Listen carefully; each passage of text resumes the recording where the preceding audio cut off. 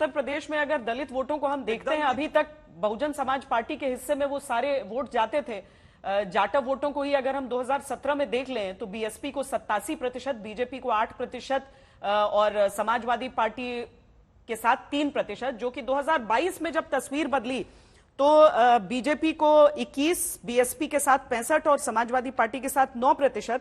और अन्य दलित वर्गों को अगर हम देखें तो 2017 में जो 32% बीजेपी के साथ थे वो 41% हुए 22 में, बीएसपी के साथ 44 से 27 हुए और एसपी के साथ 11 से 23% की आबादी गई। तो यानी कि लोग भी तो कुछ महसूस करते हैं ना, लोग भी। अब पिछली ही बार मुझे याद है जब प्रधानमंत्री चुनाव लड़ रहे थे तो काशी विश्वनाथ कॉरिडोर के आसपास जो घरों को तोड़ा गया था उसको लेकर बड़ा बवाल मचाया गया था, कहा था कि देखो घरों को तोड़ दिया गया, मंदिरों को तोड़ दिया गया, लेकिन लोगों ने निर्णय एक अलग दे दिया।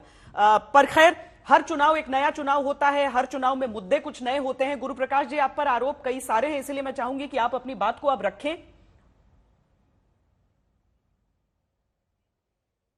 नहीं श्वेता जी, मैं बहुत ध्यानपूर्वक सुन रहा था हमारे कांग्रेस के वरिष्ठ साथी उनकी बातों को। देखिए, बहुत आवश्यक होता है और मैं आपका आभारी हूं श्वेता जी कि आपने इन आंकड़ों से देश को अवगत कराया कि आखिर कारण क्या है।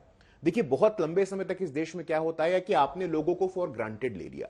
आपने कहा कि MY, आपने कहा अजगर, आपने कहा कि गरीब दलित, आपने कहा अल्पसंख्यक, ये सब हमारे ग्रांटेड वोटर हैं, ये कहीं नहीं जाने वाले हैं। लेकिन ये लोग देखते हैं, ये लोग नापते हैं, ये लोग तौलते हैं। जब पहली बार स्वर्गीय बंगारू लक्ष्मण किसी पार्टी के राष्ट्रीय अध्यक्ष बनते हैं, दलित समाज का व्यक्ति राष्ट्रीय अध्यक्ष किसी राष्ट्रीय दल का बनता है, तो दलित समाज देखता है। जब पहली बार भारत के इतिहास में चीफ इंफॉर्मेशन कमिश्नर, केंद्रीय सूचना आयुक्त एक दलित समाज का व्यक्ति बनता है, तो दलित समाज देखता है। जब पहली बार 9 दलित समाज के केंद्रीय मंत्रिमंडल के सदस्य बनते हैं, तो दलित समाज देखता है। पहली बार उत्तर प्रदेश में 3 दलित महिलाएं कैबिनेट मंत्री बनती हैं, तो दलित समाज देखता है। 1952 से मैं बताना चाहता हूं आपको, 1952 से श्वेता जी, राज्यसभा में art and culture presidential nomination से कोई गया नहीं था दलित समाज का व्यक्ति।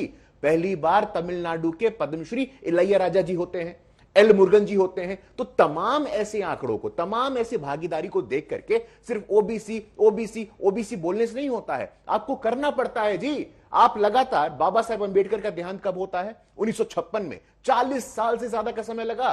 श्वेता जी, आज दलित समाज, वंचित समाज, बहुजन समाज जिसको अपना मसीहा मानता है, आपने भारत रत्न नहीं मिलने दिया उनको। नेहरू जी ने भारत रत्न स्वयं को दे दिया, इंदिरा जी ने भारत रत्न स्वयं को दे दिया, लेकिन बाबा साहेब अंबेडकर को भारत रत्न तब मिलता है जब भाजपा समर्थित सरकार केंद्र में बनती है। तो मुझे बोलने की आवश्यकता नहीं है आखिरकार क्या कारण है कि कांग्रेस का पतन हो रहा है, आखिरकार क्या कारण है कि दलित, पिछड़े, वंचित, पीड़ित, शोषित वर्ग जो है ये कांग्रेस से दूर जाते जा रहे हैं। ये पहली बार नहीं हुआ है। संत रविदास हो, महाराजा सुहेल देव हो, झलकारी बाई हो, लक्ष्मीबाई हो, दक्षिण में अंकली हो, तिरुकुरल हो, सब के सब पहली बार इनको सम्मान का दर्जा मिला है। तो अब मिला है, हम कोई ऐसा वोट के लिए नहीं करते हैं। और मैं बहुत अच्छी बात मैं सुन रहा था कांग्रेस के साथी की कि लोकतंत्र की रक्षा, संस्थानों की रक्षा। 1966 का साल था, सदन के बाहर में गौ हत्या के विरोध में संत समाज के लोग आंदोलन कर रहे थे, गोलियां चलवा दी थी आप लोगों ने। लोकतंत्र के संस्थानों की बात करते हैं श्वेता जी, एकमात्र बार, एक बार इस देश के इतिहास में आपातकाल लगा है। और किसने लगाया है? बिना मर्जी के इनवॉलेंटरी नसबंदी किसने कर दी थी? तो हमें आपसे लोकतंत्र का पाठ पढ़ने की आवश्यकता नहीं है। एक ही परिवार का व्यक्ति आपके यहां शाश्वत अध्यक्ष होता है, ऊपर से लेकर के नीचे तक। श्वेता जी, आप देखिए, अनुराग भदौरिया आपसे कह रहे हैं ना कि आप लोग अपने सहयोगी दलों के परिवारवाद को भी नहीं देखते हैं। वो सब कई चीजें हैं जिस पर आप कन्वीनियंटली दूसरी तरफ देखने लगते हैं। अनुराग भदौरिया, आप लेकिन जिन मुद्दों को बोल रहे हैं, और धर्मवीर जी ने जो मुद्दे उठाए, मैं चाहती हूं कि आप उस पर भी जवाब दें। मैं बोल रहा हूं, देखिए, संत रविदास जी की क्या मंशा थी, क्या चाहते थे समाज के अंदर में। तभी तो मैंने पहली उनकी 2 लाइन आपको सुनाई थी, हिंदू तुर्क नहीं कुछ भेदा, सभी में एक रक्त और मांसा। किसी में कोई अंतर नहीं है। धर्म की राजनीति नहीं होनी चाहिए। सब एक हैं, सभी एक हाड़ मांस के बने हम इंसान हैं, व्यक्ति हैं। तो भारतीय जनता पार्टी ऐसा क्यों नहीं समझती? क्यों यहां पे जाति धर्म को राजनीति करके अपने आप को सत्ता पे हासिल करना चाहती है? क्यों नफरत की राजनीति करती, विकास की राजनीति पे जोर क्यों नहीं देती? यही तो चाहते हैं। जाति की राजनीति, सामाजिक न्याय की बात करते थे, तो हम जाति की राजनीति सिर्फ एक पार्टी नहीं करती है इस देश में।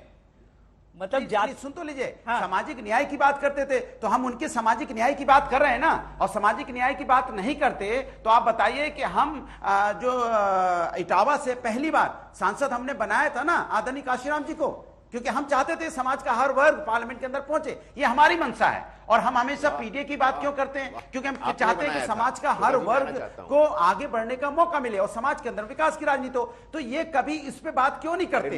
ये हमेशा इस बात पे जोर क्यों देते हैं कि ये इस बात पे जोर किसानों की, आप देखिए किसानों की बात होगी तो चर्चा नहीं करेंगे, किसानों पे भी कुछ नहीं बोलेंगे, महिला समस्या पे भी ये कुछ नहीं बोलेंगे, ये भ्रष्टाचार पे भी कुछ नहीं बोलेंगे, युवा के रोजगार पे भी कुछ नहीं बोलेंगे। जब यहाँ पे हमारे सैनिक जिनको इन्होंने अग्निवीर में भर्ती किया वो रोड पे आते तो उनके बारे में कुछ नहीं बोलेंगे, आरक्षण को लेकर लोग रोड पे आते हैं उस पर कुछ नहीं बोलेंगे, वकील अपने अधिकार के लिए आते हैं उस पर कुछ नहीं बोलेंगे। समाज का हर वर्ग तो अधिकार मांग रहा है रोड पे।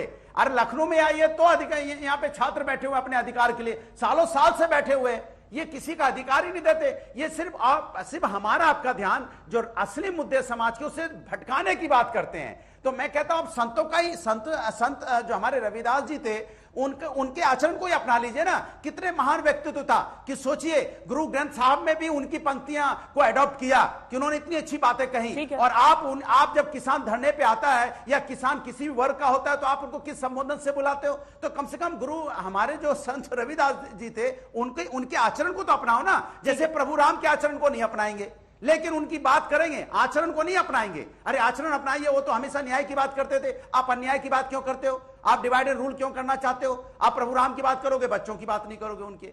तो मेरा सवाल सीधा सा भारतीय जनता पार्टी से है कि जिस मुद्दों पे आप सत्ता में आए थे, क्या आपने मुद्दे गंगा मैया साफ हो गई?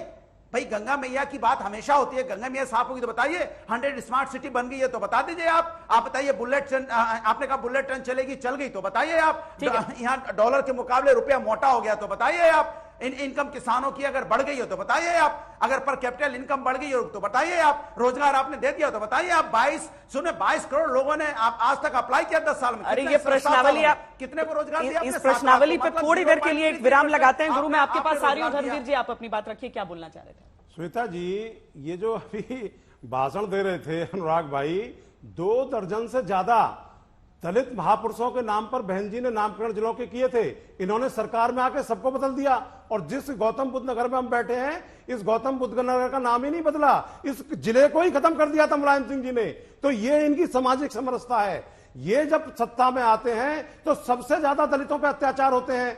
ये जब सत्ता में आते हैं तो जो है दलितों का डिमोशन हो जाता है। ये जब सत्ता में आते हैं तो बहन जी के ऊपर गेस्ट हाउस कांड करा करके उनको मारने का प्रयास करते हैं। बहन जी ने अपने एफिडेविट में कहा था सुप्रीम कोर्ट में कि समाजवादी पार्टी के गुंडों ने मेरी जान लेनी चाहिए। ये इनकी सामाजिक न्याय एकता है। और हमारे अभी इन्हीं की पार्टी की पल्लवी पटेल ने ऐलान कर दिया उस शहर ने कि मैं जो है इनके जो 2 प्रत्याशी हैं राज्यसभा के, उनको वोट नहीं करूंगी राज्यसभा में। तो ये इनका दौरा चरित्र इनके विधायक ही बोल रहे हैं।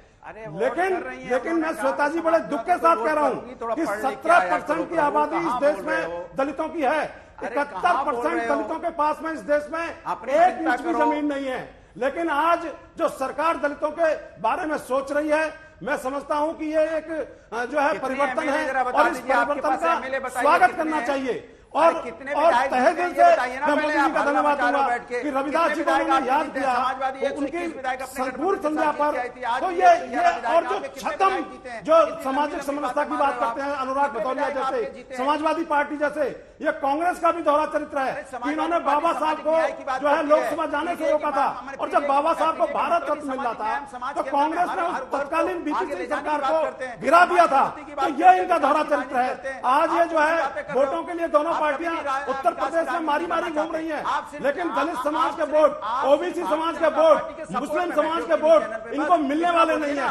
श्वेता जी मैं आपको बता दूं, क्योंकि ये जो है इनकी नीति और नियति में फर्क है। अजय जी बताइए, क्या दलित समाज भरोसा नहीं कर पाएगा आपके इस गठबंधन पर जो वो कह रहे हैं? दो बातें हैं श्वेता जी। एक तो ये जातीय आंकड़े का जो आकलन हो रहा है, मुझे बड़ा आश्चर्य लगता है। मैं तो प्रोफेसर हूं, रिसर्चर हूं, मुझे आज तक कहीं ये दिखा नहीं कि जातीय मतदान होता है कि लोग आके बता देता है इतना प्रतिशत इसको, इतना प्रतिशत इसको। तो ये एकदम एक तरह से भ्रम फैलाने वाली बात है, जो भी आपकी रिपोर्ट हो या हमारे साथियों की रिपोर्ट हो।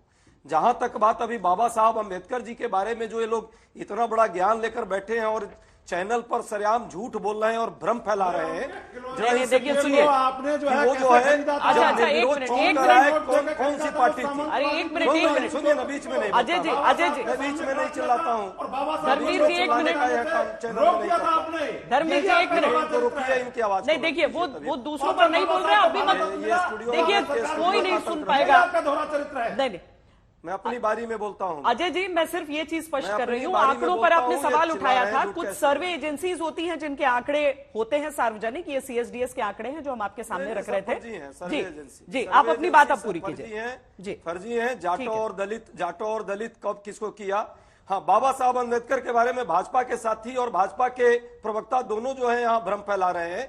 अरे भैया, बाबा साहब अंबेडकर साहब को कानून मंत्री क्या भाजपा और संघ ने बनाया था, या ये जो यहाँ बैठ के ज्ञान दे रहे हैं इन्होंने बनाया था, ये कांग्रेस पार्टी ने बनाया था? ड्राफ्टिंग का काम जो है संविधान के ड्राफ्टिंग, देश के सबसे ईमानदार प्रधानमंत्री को आपने कुर्सी से बेदखल कर दिया था। आपातकाल इस देश में किसने लागू किया था? अच्छा अजय जी, उनको बात पूरी करने दीजिए। धर्मवीर जी, ये दलाली करने वाले भाजपा के लोग यहाँ बीच में बुला रहे हैं। देखिए, दूसरी बात, संविधान का काम निर्माण का पावन काम है, वो किसने दिया था संविधान सभा में? ये कांग्रेस के लोगों का ही और नेहरू जी और गांधी जी का ही चरित्र था। अन्याय यात्रा है ये शराबी बता रहे हैं। काशी की पवित्र धरती को, ये काशी की पवित्र धरती को शराबी बता रहे हैं। आपने तो राम मंदिर का भी विरोध किया, आपने भारत रत्न मिला कर्पूरी ठाकुर को, चौधरी चरण सिंह जी को, भाजपा के उनका भी विरोध किया आपने। भाजपा के आपने क्यों नहीं दिया था 60 सालों में? धर्मवीर चौधरी बैठ करके यहाँ पर आप जो है बकवास करेंगे और हम आपकी बकवास को सुनेंगे। एजेंट यहाँ बैठ के चिल्ला रहे हैं, ये बकवास बंद कीजिए। मैं बीच में बकवास नहीं सुनता, ना मैं बीच में चिल्लाता हूँ। शांति बरतिए, आप मेरे बात को रहने दीजिए। दलित आदिवासियों पर अभी हाल में मूत्र विसर्जन का काम किसने किया और उसका क्या हाल हुआ है, पूरा देश देखा है। उत्तर प्रदेश और देश के दलित की आंकड़े की बात कर रहे हैं, भागीदारी कितनी दलितों की है, दलित कानून में संशोधन किसने किया, किस तरह आदिवासियों के जल जंगल जमीन को खत्म करने का प्रयास किया, पूरा देश देख रहा है। ठीक है, दिखाने के हाथी के समय खत्म हो रहा है। गुरु प्रकाश जी, आप भी अपनी बात जल्दी से रख लीजिए, क्लोजिंग कमेंट्स। पूरा देश देख रहा है। मायावती जी के साथ भी जो है, जो अब जिस तरह से उनको बंधक, ऐसा है। नहीं, आप सुन लीजिए भैया। नहीं, आप अजय जी संक्षेप में गुरु प्रकाश जी, ऐसा है कि आप लोगों ने फॉर ग्रांटेड लिया है। और मुझे नहीं, श्वेता जी, मुझे बहुत दुख होता है। श्वेता जी, मुझे बहुत दुख होता है जब ये कहते हैं कि हमने बाबा साहब, श्वेता जी, हमें बहुत दुख होता है, हमें बहुत पीड़ा होती है जब ये कांग्रेस के लोग कहते हैं कि हमने बाबा साहेब अंबेडकर को कानून मंत्री बना दिया। हमें बहुत दुख होता है जब समाजवादी पार्टी के लोग कहते हैं कि हमने मान्यवर कांशीराम जी को सांसद बना दिया। अरे आप कौन होते हैं बनाने वाले? इसी सामंती मानसिकता से तो लड़ने की जरूरत है। अरे देश के लोगों ने बनाया है, कम से कम इतना तो बोलिए।